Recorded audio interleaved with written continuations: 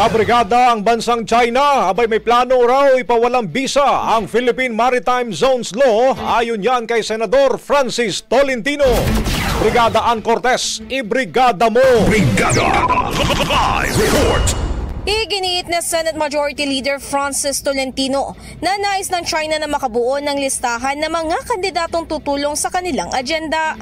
Kung saan ang agendang ito ay naglalayon raw na ipawalang bisa ang ipinatupad na Philippine Maritime Zones Law para makuha nila agad ang West Philippine Sea.